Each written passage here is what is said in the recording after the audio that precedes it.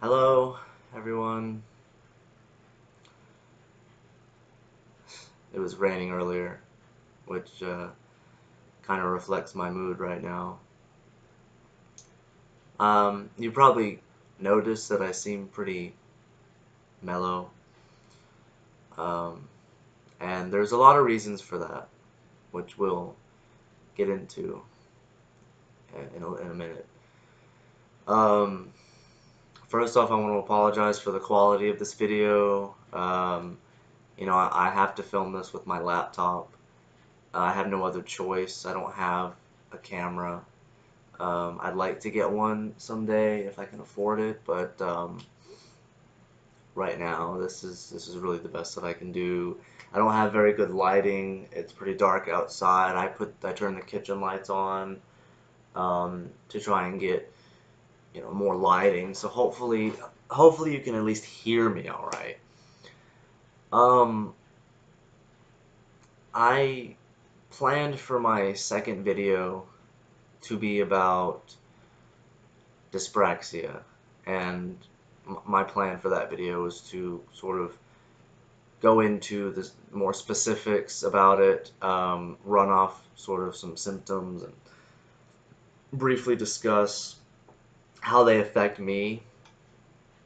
But uh, some things kind of occurred, some things kind of happened as I was making my first video that uh, sort of changed some things. So I decided it was best to make this video, my follow-up video, to address those things and talk about what happened, because there was a little bit of an incident um, as I was in the process of making that first video.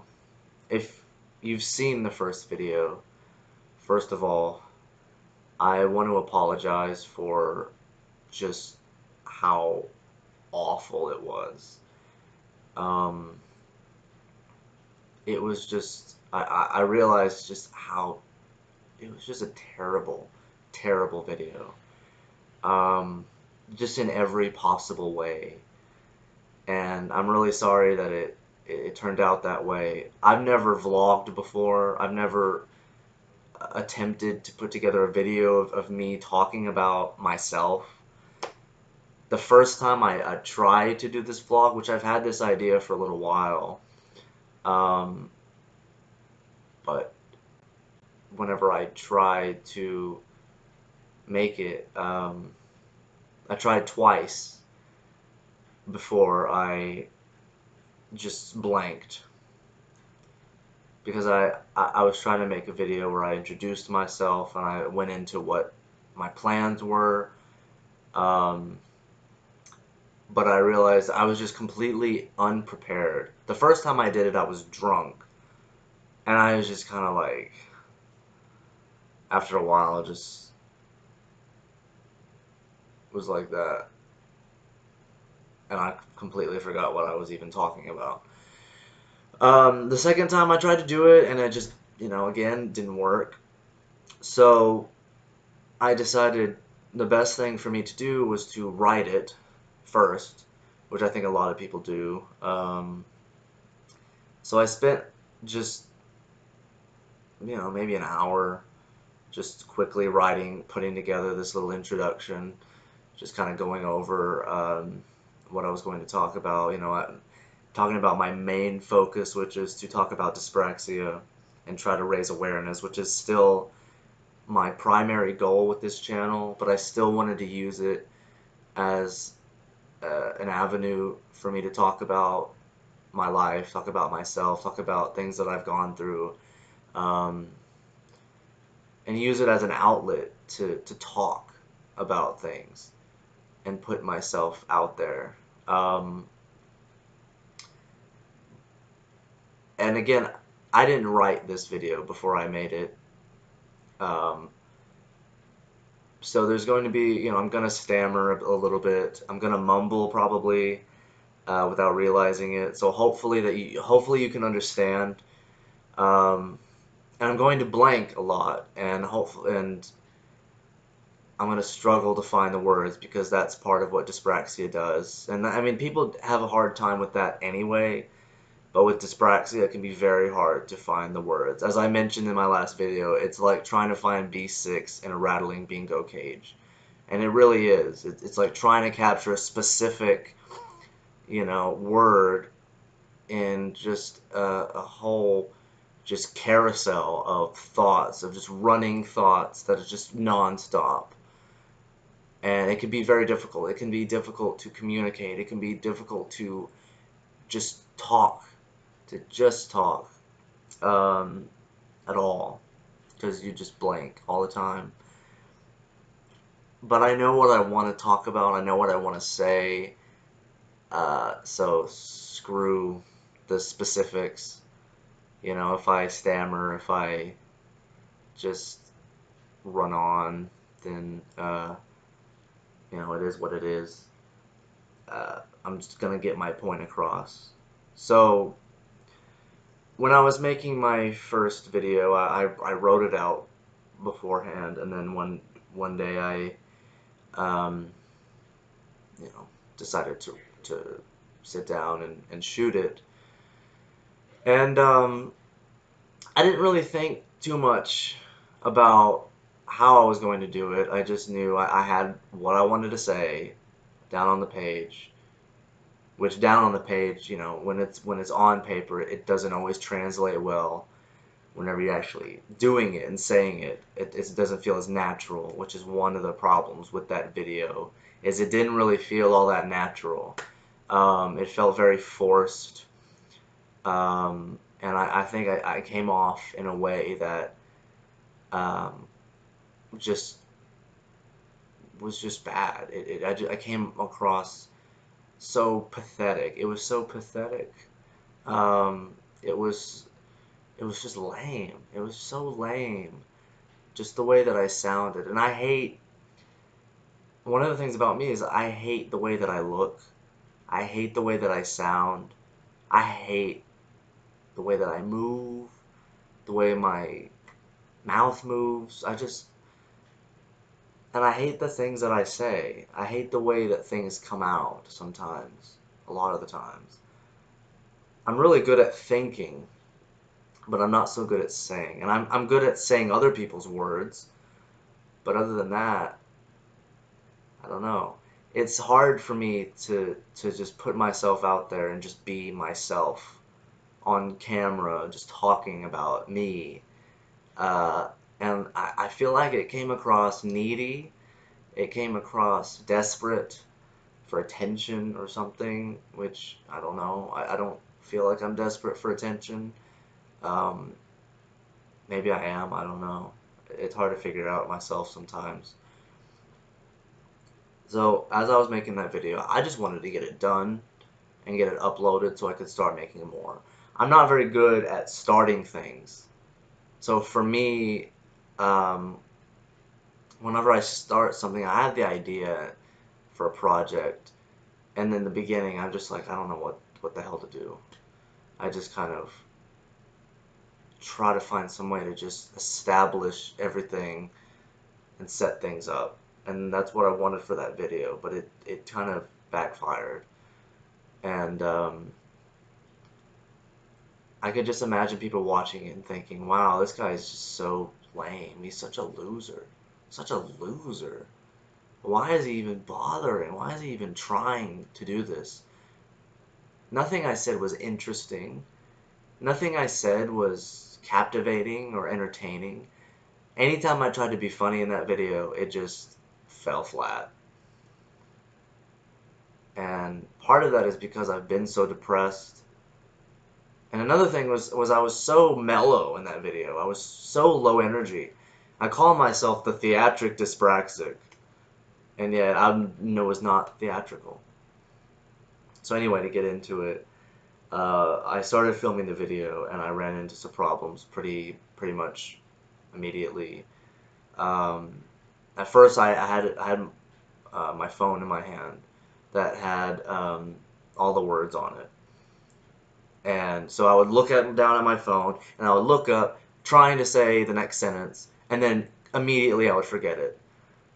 So I would get very frustrated, and then finally I decided to just, which I didn't want to do it, but I finally decided I just have to read off from my laptop. I just have to go to the Word document where I had it all typed up, and I have to just do it. You know, I have to just read it off. And so I started reading it, and again, it was just like, okay, I'd read it, but then it would come out sounding like I was reading it. So then um, I would read it again, and it still didn't come out right. There were certain lines that I would say it, and then it just wouldn't come out right, which is something that happens with acting, which I'll talk about in the future at some point. But things don't ever come out the way that I want them to, and I got very frustrated. And I kept getting frustrated and just angry with myself for just how bad it was turning out. And I didn't even realize at that point just how mellow I was. I just, it was a disaster. That whole video was a disaster.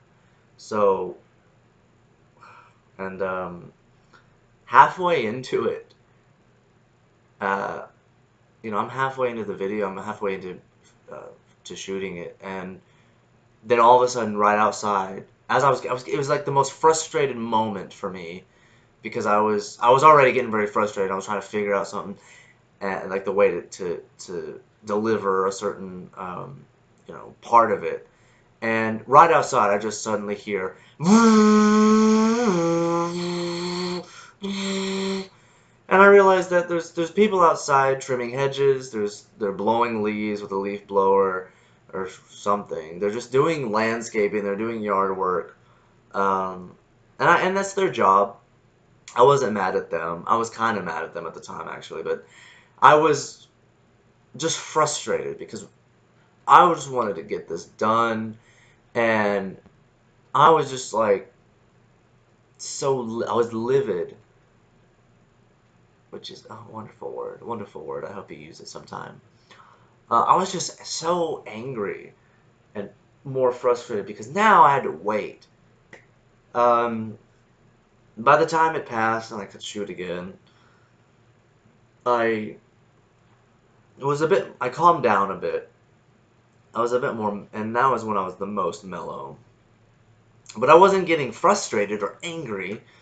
Um, I was just getting like insecure. I was just like, things would come out, and I was just like, oh, crap. And finally, I finished it. But then there's the next part, which is editing the video. So I tried to edit the video, and that's when things got pretty intense, and something literally crazy happened.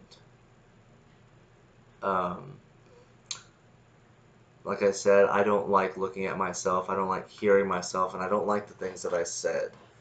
So as I was editing the video, and I didn't play it back before I was editing it, editing it was the first time I was seeing it back, the footage. And I got like maybe halfway through the video. I got like maybe 10 minutes in, which is ridiculous. It's ridiculous that it was more than 10 minutes long. And that was one of the things that frustrated me because I was hoping that video would be like 8 minutes long. I was just gonna come in, introduce myself, talk about what I was going to talk about, and just briefly just set things up and establish things. And then it was not even halfway done with the video, and it was 10 minutes. As I make this, the rough cut that I have, which I still need to edit and put together the final touches, um, by the time you see this video, that video will be finished and uploaded. Right now, as I film it, it's not. I just finished processing a rough edit of it. I still need to add music and things, and see if I can trim down some more. But so far, it's 19 minutes long, I don't expect anybody to sit through a 19-minute video of some dude talking in a kitchen that nobody even knows. You know, even if they have dyspraxia, I don't really see it, you know. And I was just getting so frustrated. It was like 10 minutes into it. I was like, why is it 10 minutes long? By this point, it should be 5 minutes. Why is it 10 minutes? And I knew I had so much left to go. And everything that I said was like diarrhea of the mouth. It was so pathetic. It was so lame. And I just started hating myself so much for just how it looked, how it sounded. And I'm sure a lot of people deal with that with the first time. And I know, and I realize that some people might say, you know, it was your first time. You know, you're new to this. Your first video is gonna suck. But I wasn't expecting it to suck this bad. And I wanted to just quit. But a lot of people do that whenever they aren't good at something at first. So I didn't want to. But as I kept doing it, all these thoughts started racing into my head of just self-hatred, physically, emotionally, just thinking of all the people in my life who have abandoned me, all the times that I've been just allowed myself to get used and manipulated, and the bullying, the the just the sad moments of my life, and the happy moments, you know, back when I was confident, back when I was just doing great. And now I'm reduced to this, and I just thought, how can I ever get better if I feel this way about myself? How am I ever gonna, you know, find love? How am I ever gonna have a successful career? My dreams are sure to die. These dreams that I've had since I was a little boy, and how, you know, I had an emotional breakdown in that moment, and it was triggered by my editing the first video. It really was, but it wasn't just because of I was too self-conscious about it. I was extremely self-conscious, but just seeing it back, just made me just lose it. And I've had these moments. I've had breakdowns. I've had so many like nervous breakdowns in my life. I really, you know, I've had total meltdowns. And I was having one, and I was in tears, which, you know, I don't normally cry. Like if I'm crying, something really gets to me, and I'm screaming in my apartment, and I'm on the floor in my living room, and I'm just screaming, just crying, and just hating everything about myself. And then suddenly I snapped, and I blacked out. I I don't remember the next few seconds. I just The last thing that I remembered was I was on the floor screaming and crying.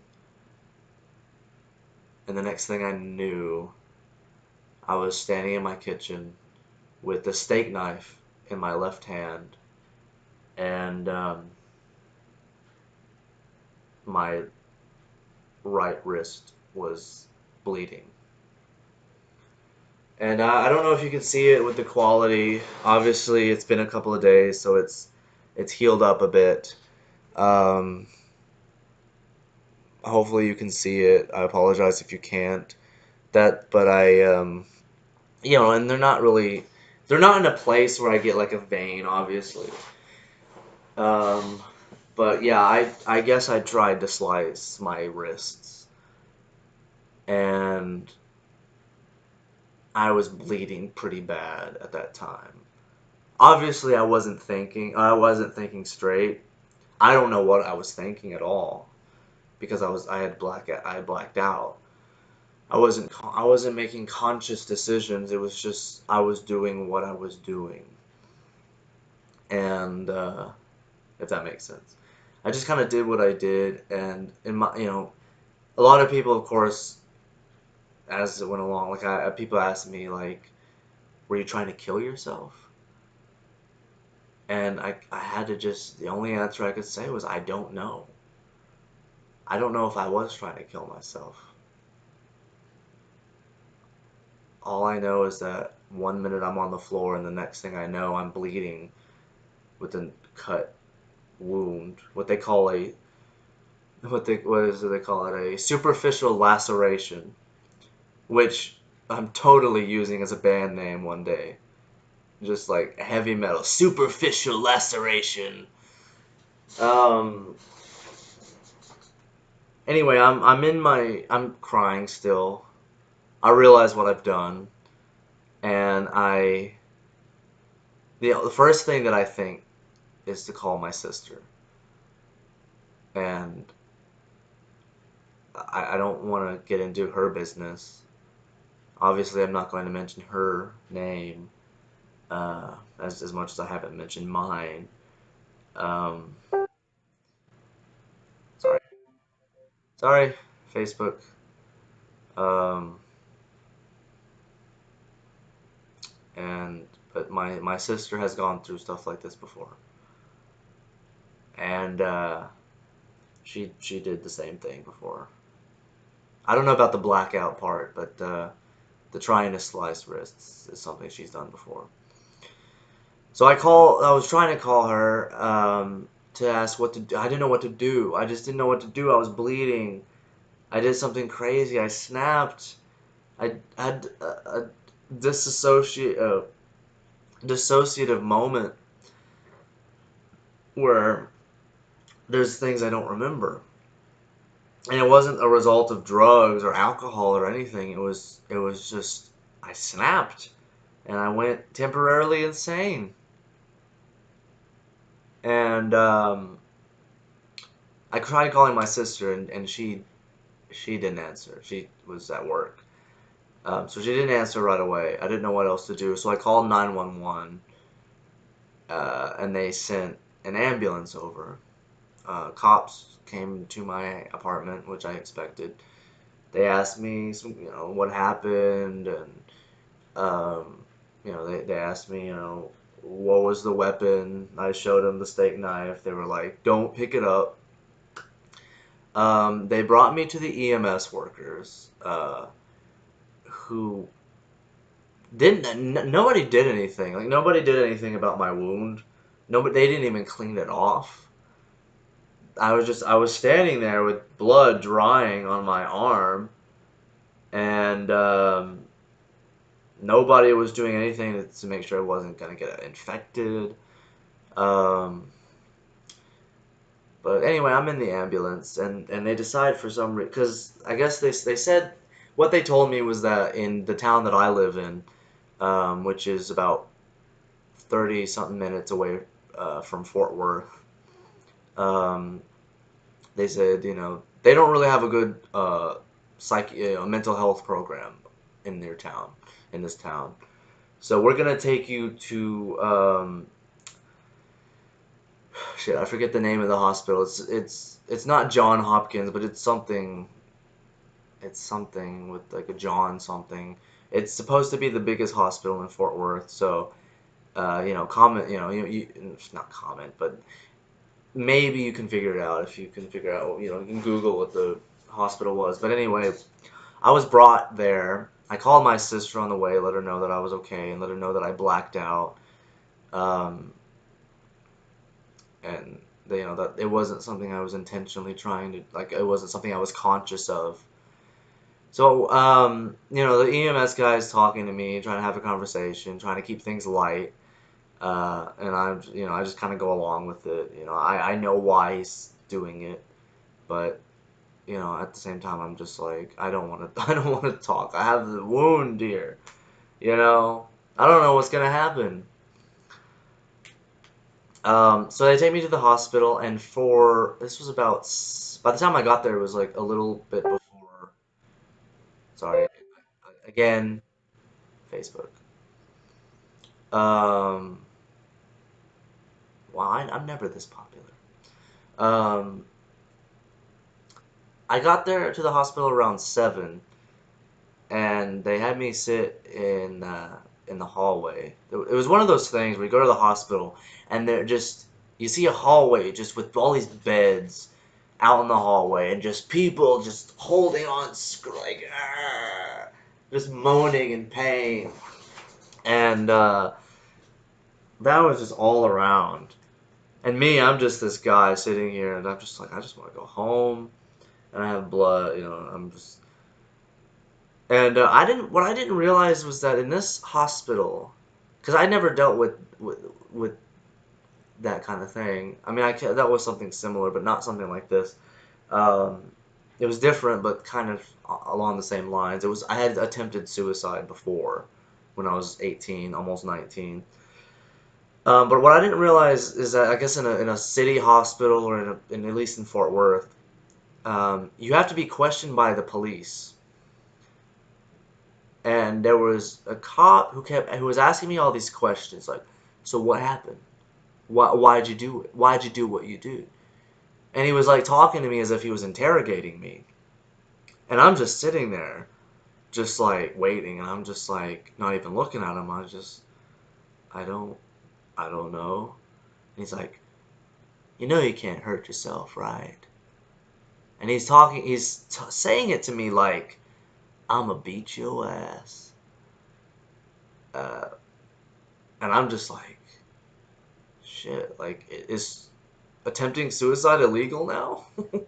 Like, am I going to go to jail for trying to kill myself if that was indeed a suicide attempt, which even I don't know if it was or not. Um, and I just after a while I was just like, am I in trouble? And he's like, no, man, no, we're just talking. He was a black guy, by the way. Uh, he's like, no, we're just talking, man. You talk to me like I'm one of your buddies. And I was just like, And then I guess the police officer did some kind of paperwork on me, and I was kind of scared because I was hoping he wasn't like pissed off about how my attitude or something towards him, which I didn't wasn't like rude, but at the same time I was kind of like very dismissive. Maybe I came off as guilty or something because I was just like, why are you asking me all these questions? But like, what's got you so down? And I was kind of scared because I thought he was gonna put in that, this guy needs to be locked up in a psych ward. Um, so I arrived at about 7. It wasn't until 10 that I was even taken upstairs to the the whatever the room is. It's not like a psych ward, but it is like a little waiting room type thing. And it was this tiny little waiting room thing. There weren't any beds. There was like a male room, like for a room for the males, for the men, not like a male room, but and then there was the female room, and then there was kind of like the outside area. It was all very confined. It was all very small. There weren't beds, but a lot of people were sleeping because there were a bunch of chairs that were like recliner chairs, but it wasn't like something I could sleep in. Um, so I arrive, and my first thought is like, look, I don't know what happened. I don't want to consider it a suicide attempt because I don't want to die, and I don't want to die. I've been suicidal, and I have been suicidal recently. Um, but it was more about just wanting to escape the pain because I felt like, and I still kind of feel like I can't get help for my mental health issues. And I know that things would get better if I could do something to help my depression and help my dyspraxia and my ADHD and my anxiety. But I just feel like there's no hope. And that's how I felt. And I felt like, what can I do? how can I escape this? I'm alone in this. And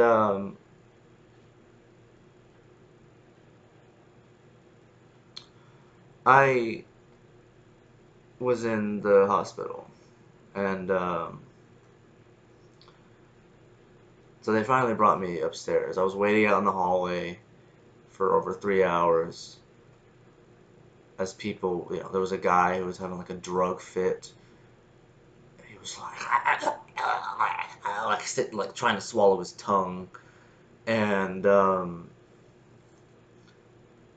were people down the hallway just screaming, just in pain. Ah, ah. And so I finally get taken up. They're looking for a PD, a police officer. They have to take me upstairs, which I have to in a wheelchair for some reason, even though I could totally walk. I'm not incapacitated. But we're just waiting for a police officer, and it took 3 hours for someone who was able to take me upstairs. And immediately they started questioning me. Like they said, well, things are moving pretty fast tonight, so you might be able to talk to someone soon. You want some food? You want us to get you some snacks? So they gave me some snacks, and before as I'm putting, they got those crappy little hospital sandwiches, which was I was already hungry, so like I was willing to eat it. They had like mayonnaise and mustard packets. I was putting those on the sandwich, and then this guy with this hat, not this hat, with just a hat and a long beard, kind of looked a little bit like Dan Harmon, like a little bit, except with a white beard. Um, and he's already talks to me, and he questions me, and I'm just kind of like telling him, look, like, this is what happened. I don't really remember that. I've been going through some stuff. I recently went through a breakup. Things have been kind of hard, and I wanted to get help, and I don't remember. This is kind of what triggered it. I was editing a video, and he seemed like cool. He was like, all right, so now all you need to do is the psychiatrist needs to see you. We have 3 psychiatrists working tonight, and we have some medical students.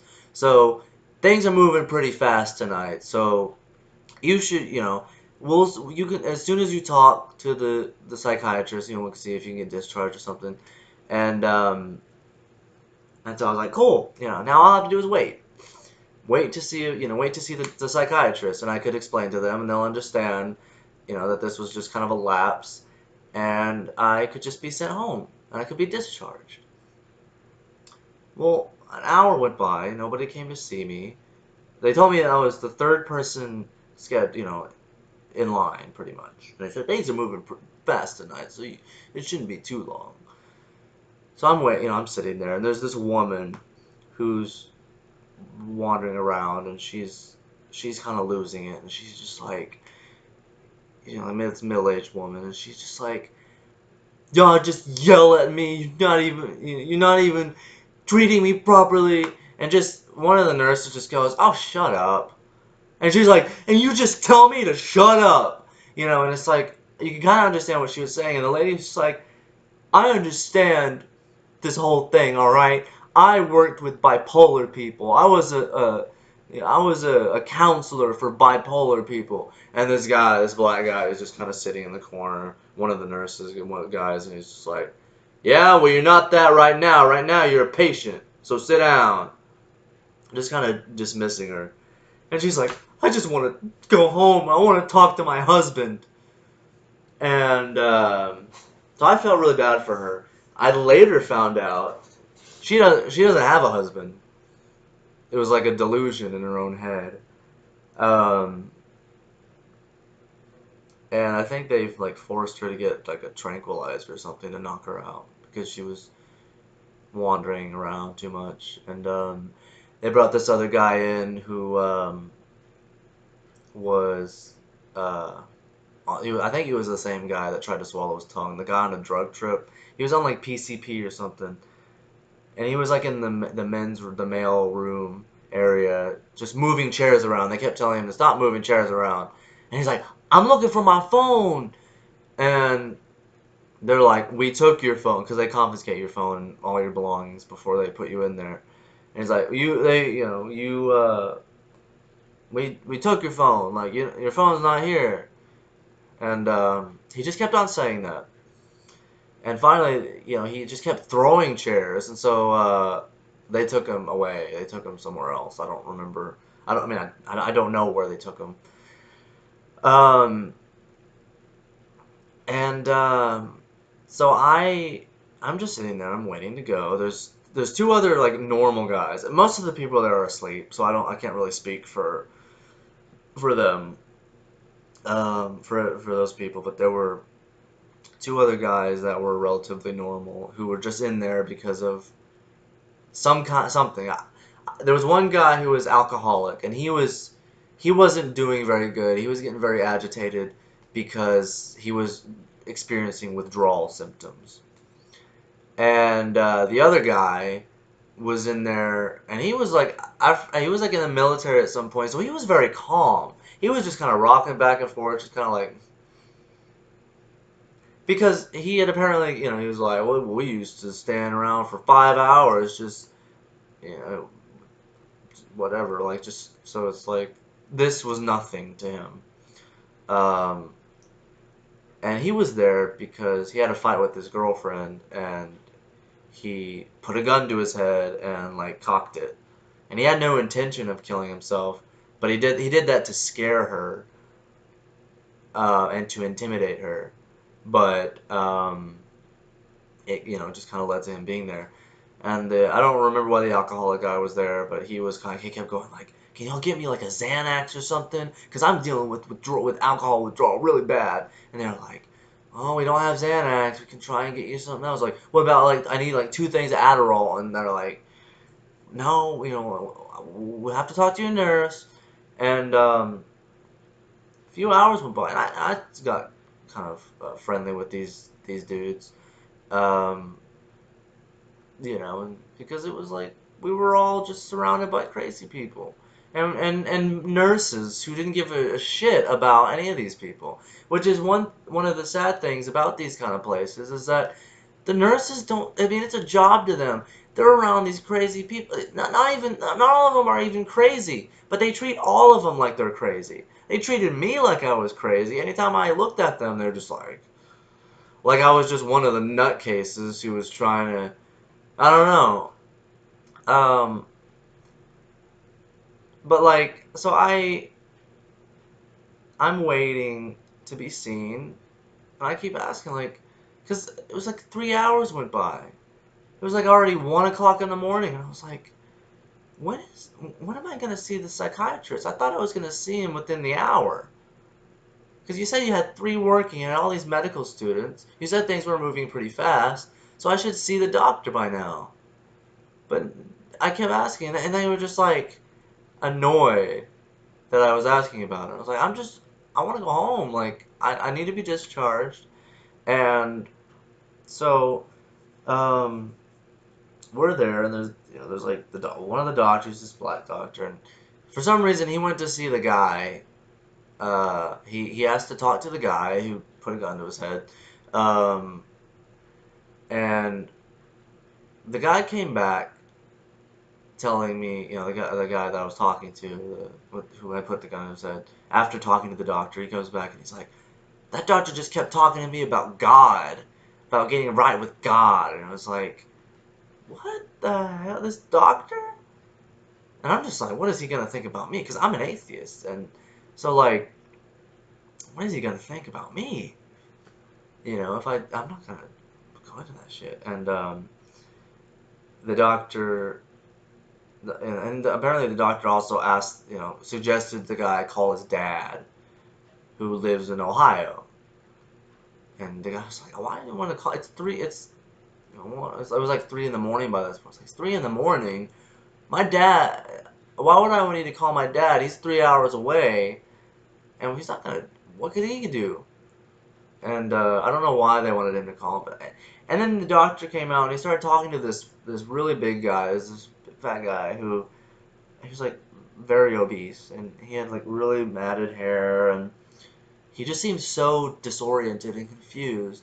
And the doctor kept asking him, he's like, this is black doctor, and he was like, you you still live with your parents, and they're concerned about you because you're still living with them, and they're getting old, and you don't have a job. And the guy's like, well, I just don't have a job right now. And he's like, well, why don't you have a job? You know that's the normal thing to do, right? And the guy's like, um, that maybe that's someone's idea of normal. And he's like, I'm just, I forget what he said. The guy said something. He's like, he's basically telling the doctor that's your opinion. And the doctor's like, no, it's common sense. I'm trying to bring it back into style. I'm just like, this is a doctor? And so anyway, the guy apparently, like, he recommended the guy that he be institutionalized, that he be admitted to the psych ward. And I'm just thinking, like, shit, what's gonna happen to me? Am I gonna be admitted? I don't think I should be admitted. I'm not a danger to myself or others. I'm not experiencing delusions or paranoia.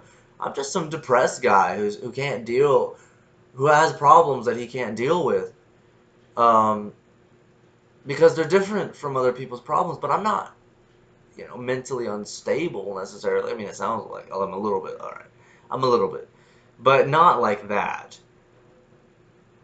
So, and again, I don't know how long this video is so far. I apologize for the length of it, but I'm just trying to say what I need to say. I'm just kind of going off, rambling off, explaining what happened.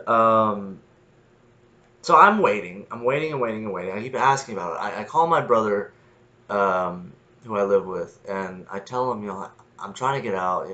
They asked to speak to him. They call him on the phone. My brother basically, because after talking with me on the phone, he came to the conclusion that all right, he's fine to come home. Like it was just a little thing that happened, and he'll be fine. So I come. So I'm hoping that they can just let me go and just get discharged if my brother comes and let my brother discharge me. Because by that point, both those other guys I was talking to, the alcoholic and the guy that put the gun to his head, they both left. They were both discharged. The alcoholic's wife came to discharge him, and the other guy's girlfriend, who started the whole thing, came to discharge him. But my brother apparently he can't come get me until I see the doctor. So I'm like, when am I going to see this freaking doctor? Because it was 4 in the morning by this point. My brother's like, maybe they can arrange a hospital bed for you to sleep in. I'm like, they're not going to do that. They're just gonna have me sit in these reclining chairs. By this point, I'm so shaken up. I don't deal with confined spaces so well. I don't deal with being locked up and being trapped. And this was a small place. It was like a waiting room, and then we're all locked up. And, there's a guy in the next room who's like, I don't know what's going on. He's like, what comes after Wednesday? What comes after Wednesday? What's 13 divided by 7? And he's like yelling this stuff out, and, like Rain Man. And I'm just like, oh my God. And there's, just people, and the nurses didn't give a shit about anybody. And, I'm just waiting to see this doctor. But I don't know if I want to talk to this doctor. It's like 5 in the morning by this point, and I'm just like, I'm tired. I'm exhausted. I kept, my anxiety was getting out of control. So at one point I asked if I could, get some medication for anxiety, something to calm me down, like a muscle relaxer or something. And the person's like, I'll go get your nurse. And the nurse tells me, you just need to be patient, everything's gonna be fine. But then a couple of hours later, I was like, I really need something. And then the nurse she's just mad at me, and she's like, I guess you just can't be patient. And so she comes back, and just the rest of the night, my nurse is just being a bitch to me, and just being cold, um, because I was about to have a panic attack. I was on the verge of a panic attack, being in this place for this long. And I've been in psych wards before, but this is not even a psych ward. This is like a waiting room. And there's all, I don't know. I didn't belong there, and I just wanted to go home.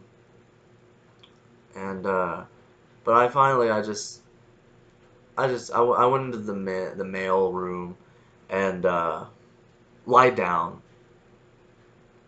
and just I went to sleep for maybe an hour and a half. I woke up. It was like 7 in the morning. No change. Oh yeah, and like between like four, like 3 and by this point, so since like about 3 in the morning, I kept asking like when, and they kept saying like, well, we looked at the chart and you're the next person on the list to be seen. I'm like, okay, great. It was 6 in the morning. It was 7 in the morning. I'm like, I've been here overnight, and I kept asking.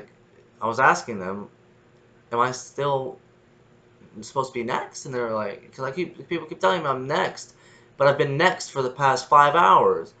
And the person is just like, well, it says that you're next, but we don't know. We can't tell. We have no, that's all we can tell you. My brother can't come pick me up by this point, you know. And then it was like, well, are they reviewing my chart and stuff? And they said, well, there's going to be a shift change at 8. The doctors aren't going to come home, and they're waiting for the new doctor. So they're probably waiting for the next doctor. I'm like, dude, I've been here since 10 at night. Y'all couldn't have seen me by now? And so now I have to wait for this new doctor to come in, learn everything that has been discussed before? How long is that going to take? Pardon me.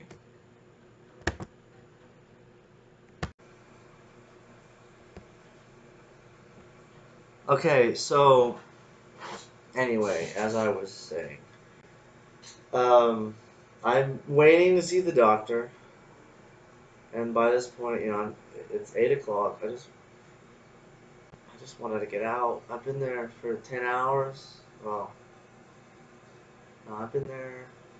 Yeah, yeah, it was 10 hours. It was 8 o'clock in the morning. Um, I was so sleep deprived. I was just in bad condition. So finally, this Asian female doctor comes to see me, and she takes me and she asks me these questions, and I'm like, finally. She's like, yeah, I'm like sitting in the chair with a blanket over me, and she comes out, I was like, hi, Brandon, you mind if we go over and talk? And I just told her I would want nothing more than that. I would love to. So I went and talked to her and basically told her about stuff that was going on. She's told me that my brother had said he was worried about me because I was taking this breakup really hard, and so she basically she prescribed me this medication, which I haven't filled in yet, but she prescribes me this medication. She says it's supposed to help with both depression and ADHD symptoms. I'm like, cool. Let's see if I can afford it. Because we live in this broken country that has a screwed up medical healthcare system, which I'm not going to rant about that. But it's kind of funny. One of the most developed countries in the whole entire world, and we still don't have universal healthcare. We're still paying all these freaking premiums. Anyway, I'm not going to go there. But one reason why I haven't really been able to get too much help with this. So yeah, it's kind of an issue right now. Um, so finally, I get this. I'm waiting to be discharged, and this is taking like another hour. Um, and she recommends me these places to go. And then close-ish to me. Of course, if it's not in my town, then there's really nothing I can do. Um, but she's really nice. But I'm waiting to be discharged. But I'm not gonna say anything. Like it's been an hour, but I'm not gonna say anything because I don't want to seem just so impatient. But I was impatient. I was getting very impatient. Um, it was kind of funny. What happened? It's not related to the main aspect of the story, but I saw this girl. I saw her sleeping because the female room was open. The door was open. And I saw this girl sleeping, and she was really cute, which I didn't expect. I didn't expect to see a cute girl at this place. And I was like, oh, I'm gonna go over there and cuddle with you. Um, and she was sleeping most, like, up until that point. From the moment I came in until like around 8 o'clock. And I realized that she's cute, but she's kind of cuckoo. Um, because she's first of all, she's like kind of like smiling, and she smiled at me, and I thought, oh, oh. And she went up to one of the girls, the other girls in the place that I guess she had talked to before. She's like, I just want to let you know that I love you and I respect you, and I want to say I'm sorry if I offended you in any way, and just like talking about how she loves this person. And the girl's like, thank you so much, give me a hug. And so she gives him this hug, and I'm just like, that's really sweet. That is really sweet. She went up to some of the nurses, and she told them basically the same thing. Shook their hand, and she had big hands. It was really weird. She had big hands. She was skinny. She was kind of short and stuff, but she had really big hands and really long, bony fingers. Um, and she comes up to me and she shakes my hand. She's like, "Hi, my name is Taylor May, and I just want to let you know that I love you and I respect you, and I wanted to ask you if you wanted to join with me in prayer. Um, and it's okay if you don't, but I just want to ask you if you wanted to do that." And I told her, thank you so much. I'm not religious, but I really appreciate you looking out for me like that. And she goes over to a chair and she just starts like, like, Dear Heavenly Father, blah, blah, blah, blah, blah. And she starts singing, hymns. She's like, I hear the voices calling me. Like, not that loud, but just to herself, I hear the voices inside of me. Um, and I'm just like looking over it, and I decided to hell with it. And I went up to her and I asked her, like, what did you want to pray about? And she holds out her hand. She's like, I wanted to pray for, uh, she looks at me, she's like, I want to pray that all the good things that you deserve in your life happen, and that just your life is filled with positivity.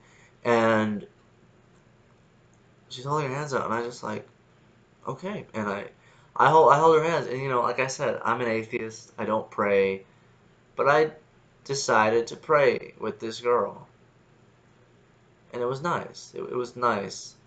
I didn't say anything in the prayer, but I closed my eyes, and she said, she said the prayer. And, yeah, shortly after that, I got released. My brother came to pick me up, and, that's kind of the end of that story. I apologize for it being so long. I'm probably going to cut this video up into multiple videos. But I just, yeah, that's what happened. And that was sort of what it's kind of, that's what happened as I was making, like, after I made my first video. And I just wanted to share that with you, um, if you're still watching by this point. And I was so disappointed with how that video turned out.